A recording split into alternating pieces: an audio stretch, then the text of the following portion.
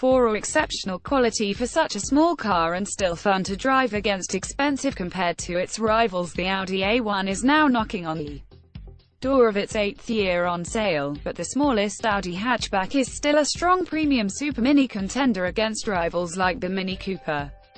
It may lack the retro cool of its Anglo-German nemesis, but the A1's sharp design and exceptional build quality make the A1 a consistently strong performer for Audi.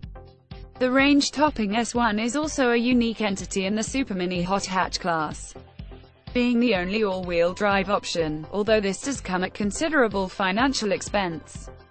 Overall, the A1 is still a solid, entertaining and sturdy premium supermini, but with a recently revised Mini just revealed and the impressive, if dull new Volkswagen Polo showing up. The A1's relative age, an all-new model can't come soon enough.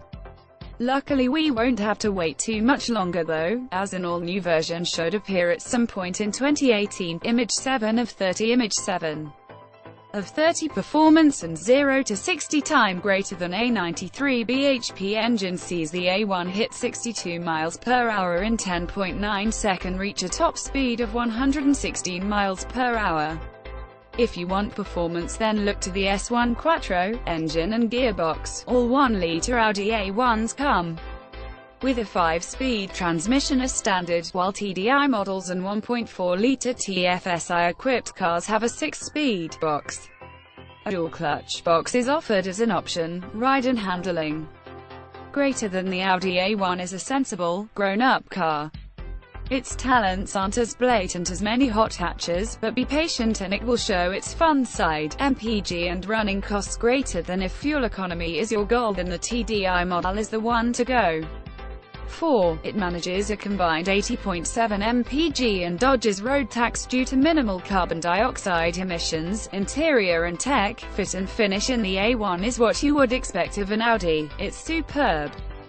The 2015 Audi A1 also has cylinder-on-demand technology, which improves fuel economy. Design. The A1 is a good-looking, polished hatch that impressively translates Audi's chiseled design language into supermini form. Image 4 of 30. Image 4 of 30. Prices, specs and rivals. The A1 looks expensive compared to ordinary superminis, but then it's pitched at a buyer who is unlikely to be looking at a Fiesta or Corsa.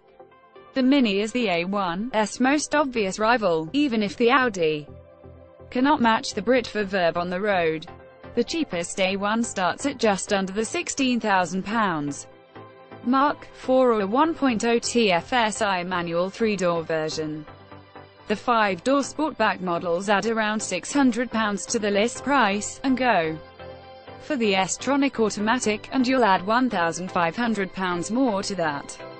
Shade trim comes with the essentials, but Sport really adds to that, gaining drive select, telephone preparation with Bluetooth interface, voice control, adjustable lumbar support on the seats, a multi-function steering wheel, gloss black and aluminium finishes on the air vents and control switches, as well as front fog lamps and 16-inch alloy wheels.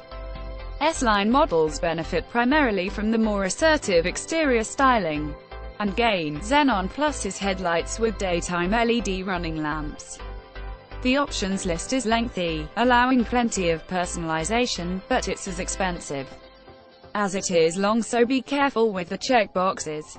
The A1's biggest problem is that a Peugeot 208 GTI by Peugeot Sport cost just less than £23,000. That's the same sort of price as a 1.4 TFSI Black Edition A1 with an S-tronic gearbox. As much fun as the A1 is to drive, it's not as fast, adjustable or anywhere near as fun as our favorite supermini hot hatch. While the Audi A1 might be aimed directly at the Mini as competition, only a handful of the variants, S1 included, are remotely fun to drive. The 1.4 TSI model is most definitely the pick of the bunch, and while they all have the capacity to please, you'll be happy behind the wheel because of the beautiful environment you're situated in, rather than any deep-seated desire to drive it.